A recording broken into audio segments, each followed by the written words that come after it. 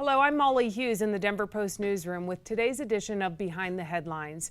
The Denver Post is launching an in-depth multimedia presentation about one mom's desperate journey to Colorado with the hope that medical cannabis will save her son's life. 12-year-old Preston Rayner has a very rare form of epilepsy. He's been on heavy pharmaceuticals since he was 3 months old, and nothing seems to help. So his mom, Anna, moved the family here from North Carolina, got Preston a medical marijuana card, and started treating him with an oil extract from the marijuana plant that has helped stop seizures in numerous patients. Denver Post video journalist Lindsay, photographer Joe Amon, and reporter John Ingold have been following this family's desperate journey for 8 months now. And John Ingold joins me now to talk about this project. John, it's been a long journey since it started in April. Let's just talk about what even prompted the story. Sure. It was kind of hard to miss the attention that this has all been receiving. Both locally and nationally and internationally. We had written some stories at the Denver Post about it. And Joe, the photographer, had the really great idea of trying to find a family and follow them through the just entire story, start to finish. So he actually reached out to Anna, and she agreed to let us follow her. And let's explain to people, this isn't like a parent giving a child pot. This is a whole lot different, isn't it? Right. Yeah, in the story we say it's marijuana that comes in medicine bottles. So it's an extract that's taken off the plant. It's mixed in with cooking oil. In general, what parents are told is that they should just kind of squirt it into their child's mouth. And what exactly is CBD oil? Because that's what we're talking about here, right? CBD oil? Right, exactly. So CBD is a compound that's found in marijuana. It's similar to THC, which is also a compound in marijuana. The key difference, or one of the key differences, is that CBD doesn't get you high. So that is the component that a lot of families are looking for in terms of epilepsy treatment. But I thought I read that actually Anna is putting THC into his oil. Is that correct? Sure. So that's kind of the variability of having this being what they would call a whole plant extract, is that you grow the plant and it has whatever compound profile that it has of it, a certain amount of CBD, a certain amount of THC. You do the extract and you pull all that off the plant, and the oil is going to have the same kind of mix in it. So the goal is to have a higher amount of CBD than THC, usually like say 20 to 1, 30 to 1. So does it actually have any impact of making a child feel high? Or I guess that's hard to measure. But I mean, it's difficult to. The kids who are coming to Colorado are they're really not in good shape. They're very developmentally delayed generally. A lot of them don't walk. Many can't talk.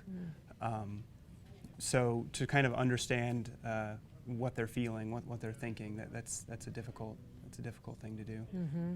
In the example of Preston, perhaps we should explain that he's 12 years old, but he's functioning at the rate of a 2-year-old, right? Why is that? Sure. So he has a lot of different kinds of seizures. So you would think of sort of the big convulsive seizure, what you might call a grand mal seizure or a tonic-clonic seizure. He has those. He can have quite a few of those in a week, but it's usually about once a week. Generally, his most common seizure is what would be called a myoclonic seizure, and Anna calls them blinkies. They're just kind of these little eye flutters that he has constantly, hundreds of times a day. And a lot of people have heard about Charlotte's Web. Before we get too far down the line here, I want to explain this is different than that, isn't it? Sure. So Charlotte's Web is kind of the brand name of one type of CBD oil. It's produced by a group down in Colorado Springs. When Preston came, because the wait list to get Charlotte's Web had really swelled up. There's just so much interest in this, so the wait list was over 10,000 names by the summer. He went with a different provider. So similar treatment, just a different brand, so to speak. Would that be a good way to simplify it? Or yeah, I think the families might find more meaningful distinctions, but it's sort of just a different variety. Okay. And then also, it's very hard to measure the results that people are getting, right? Hundreds of families have come here, and getting any sort of quantifiable outcome has been incredibly difficult. Why is that? Yeah, so there's been lots of stories about the happy anecdotes that go along with this story, and I don't think anybody's really denying that some kids have come and they've seen benefit from this. The question is sort of, if you're a parent and you're moving to Colorado, what are your odds of seeing success? And nobody really knows that yet. Nobody can track how many parents are coming here or how many parents who are already in Colorado have tried CBD for their kids.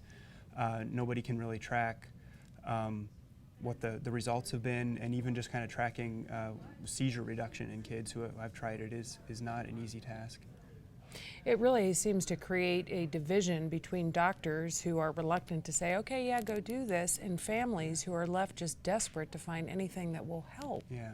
A lot of the specialists, the neurologists who would take care of kids with these kinds of epilepsies, they work for Children's Hospital, so they're not really in a position where they can recommend medical marijuana. The doctors there are they don't necessarily condone the use of it. Mm-hmm.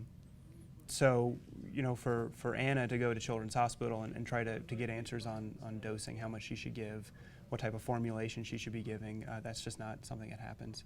What I did find interesting in your story, though, is how at Children's Hospital, Anna's getting testing done that will help create a baseline, and with the EEG, Sure. for example, and the doctors are in on that per se, aren't they? To help her navigate? They don't necessarily condone the use of it, but they want to know what's going on. Mm-hmm. So they are doing more research. They've actually just got about $1 million in grant money that they're recommended to receive from the state for more research on what CBD might do for epilepsy. At Children's? At Children's. Okay. Mm-hmm. And then also Facebook and other social media. I mean, really, as we talk about this, so many parents in this position, so desperate, the hard facts are hard to come by, so they're turning to each other, aren't they? Yeah. So, when Anna was in North Carolina, she knew, I think, one other family who had the type of epilepsy that Preston has. And moving here, when she was back in North Carolina, Facebook was kind of the community where she connected with these parents. Moving to Colorado, there's so many parents who have moved here now that that community's been kind of made a little bit more real. So they do play dates, they go out to dinner together, family trips, that kind of thing. And how's Preston doing? I think he's probably a pretty typical story for kids who are moving to Colorado for CBD, in that it's complicated. There's a lot of ups, there's a lot of downs, there's a lot of unknowns, and I think like all the families, they're just kind of searching for answers. What's been the biggest takeaway for you in all of this? I think it was that complexity. A lot of the stories that you see maybe kind of tend to paint this as a little bit clearer cut. But it's a very difficult thing. It's a difficult thing for families to pick up and move here. It's a difficult thing for families once they're here to try to find the right mix. And following the emotions with the documentary that comes along with your written version of the story, incredibly tear-jerking, and really your work together with Lindsay and Joe really captures that journey. Yeah, they both did an incredible job, yeah. All of you did. Anything else you want to add? No, I think that's it. All right, John Ingold, thank you so much for being here with us. Thank you. And you can check out John's story in the Sunday paper. It's actually a 3-part series, so Sunday, Monday, Tuesday. And then the documentary and still photographs of The Desperate Journey can be found at denverpost.com starting Friday. We want to thank you for watching today's edition of Behind the Headlines. I'm Molly Hughes in the Denver Post newsroom for DPtv.